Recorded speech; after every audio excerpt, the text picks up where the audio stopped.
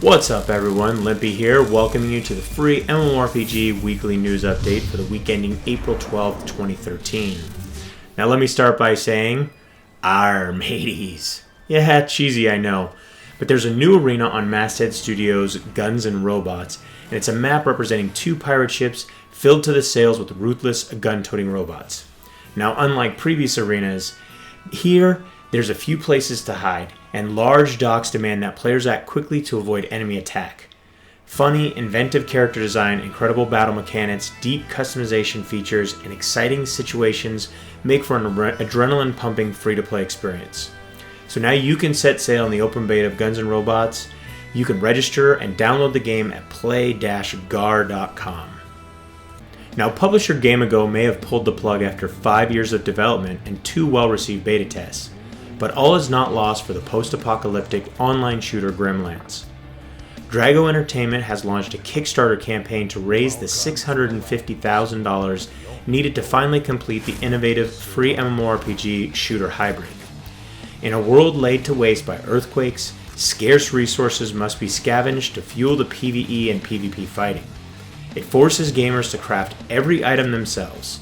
Players may choose the path of the lone wolf or band together with a group to form a clan.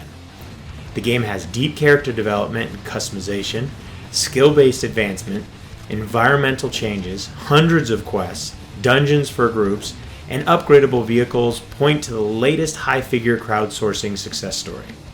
Additionally, it is also announced this week that the game will have both Linux and Mac versions upon release to make sure that no gamer is left behind. Alright, next we head back to the brutal days of gladiators doing battle on the arena sands. In the latest update of the strategic gladiatorial combat game Pit of War, thousands of new armor and weapons have been introduced, each designed in that characteristically brutal fashion that Pit of War is famous for. And you need a better sword or mace? Well, gladiators can now compete in 2 to 3 month-long tournaments and earn Blood God points that can then be used to buy the newly revealed epic and legendary items from the blacksmith. An entirely rebalanced and enhanced skill tree means dozens of new builds, strategies, and possibilities. And training points can now be used to actually unlearn skills. Best of all, the greatest of gladiators may obtain their freedom in the Hall of Legends, where they can choose which gladiator will replace them on the arena sands in the future. Now, as we know, wars are not won by might alone. And so it goes with NavyField 2, the brand new free-to-play massive multiplayer naval real-time strategy game from Nexon. The game is about to enter the open beta testing phase on April 18th. Players will build their destroyers, battle cruisers, aircraft carriers, and submarines to fight for one of 4 nations at the peak of their imperial power in World War II. 170 ships can be remodeled into 456 styles, but each vessel has its unique strengths and weaknesses, requiring strategy to play an important role in managing victory. Epic missions like Dover and Midway capture the atmosphere of the time with historically accurate fleets. Plus, 2 game modes give the player the option to destroy or occupy. To celebrate the open beta test, Nexon has devised 2 enticing Facebook events as well. Making our way back to the future, free first-person shooter Arctic Combat gives us the first major update on April 18th. And in this update, gamers will be able to participate in a thrilling new 4-player co-op mode, assisted by a bevy of new weapons and maps, and an upgraded AI system. This is set amidst the chaos of World War III. Arctic Combat features realistic gameplay experience and a tactical skill development system. Extremely topical in the age of melting polar ice caps, the game's story revolves around a dispute over natural resources that leads to violent clashes between Russian and American forces. So stay tuned for the gear and prize giveaway events in the coming weeks. Now, for the first time in its history of the free MMORPG Content of the Ninth Seal, players are encouraged to actually team up in order to take on the dangers that await them in the new Extreme Dungeon. A party of 4 players is recommended to defeat the 3 hardcore bosses of this exciting update. And as the special incentive, returning players who have at least 1 character of level 50 or higher will be given special rewards for returning to the game. The 3D world of Glenheim utilizes ranged and magical skills, first-person style controls, and consists of numerous dungeons beyond the Extreme Dungeon. There's also a special Hell Mode instance for the bravest of those gamers fighting off the most gigantic monsters. where they will be granted precious items as rewards. C9's extensive combo system is sure to spice up your day with combat in both PvE as well as multiple styles of PvP action. Heading back to the high season or aforementioned pirate theme, InnoGames wants you to grab a key and join the quest on the closed beta test of the upcoming action MMORPG Kartuga. Now, cooperative PvP is the game's core mode, but players also take up PvE tasks while following the trail of the infamous pirate John Greybeard around the world. Players visit 5 large areas on the world map and become caught up in the struggles of the Athosian Trade League, the Empire of the Sun, and the Karthukocha. NPCs from all factions attempt to gain control of the lost chest of Kartuga, last seen in Greybeard's possession. Kartuga just added an extended ranking system which allows players to compare scores of both single characters and entire guilds. Now, for those of you looking to join in the action, MMODen has beta keys available upon request. The saga of the Bristian Uprising and the brewing war between the Blood Navy and the pioneering family in Red Banda's Granado Espada Online continues with the introduction of the Shelter of Resistance. This group of rogue dissenters pledges allegiance to no one and roam the streets of nighttime Khaleesi. Adding menace to the already volatile situation, the youngest member of the Khaleesi family, Kano, also makes her debut after being kept in hiding during the 3-year war.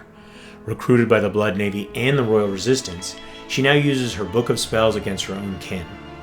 More new characters, new quests, and a new mission, as well as a new area, are also part of this latest update, and are sure to keep the tides of war shifting between the game's 2 factions.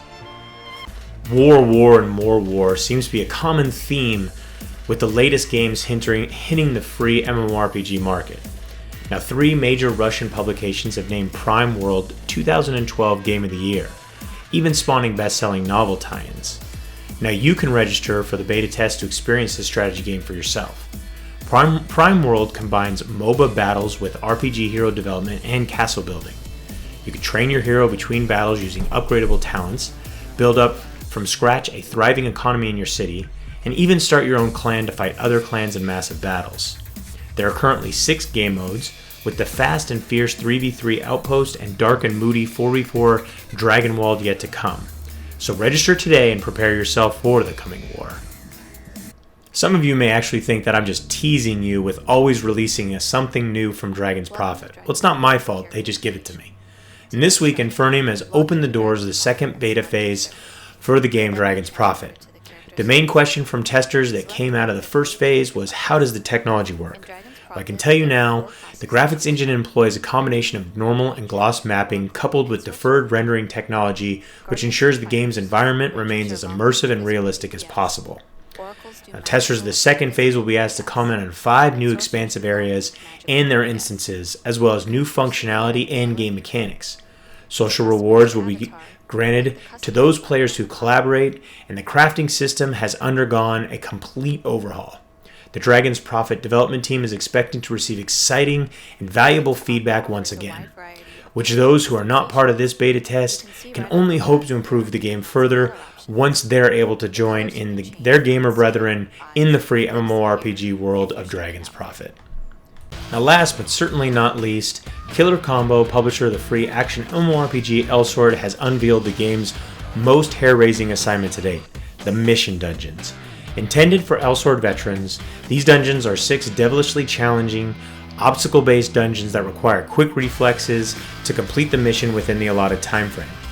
Each weekday, a single dungeon may be explored, and on weekends, all 6 will be made available. With rankings starting fresh every 24 hours, everyone has the opportunity to be king for a day. New threats include a gauntlet of laser beams, a low-light scenario, rolling boulders, and jumps over icy chasms. Now, on a lighter note, thanks to the Design Your Favorite Elsword costume, players will be able to choose 6 new costumes designed by the Elsword community for the Elsword community. Now, that's all for this week, but for more info on all these titles, head on over to MMODen.com. Also, remember to comment on this and other MMODen Weekly videos, as well as participating in live streaming on Twitch TV at twitch.tv/MMODen and earn a chance to win one of our 10 weekly prizes given out each and every Monday. For now, this is Limpy for MMODen. Until next time, thanks for watching.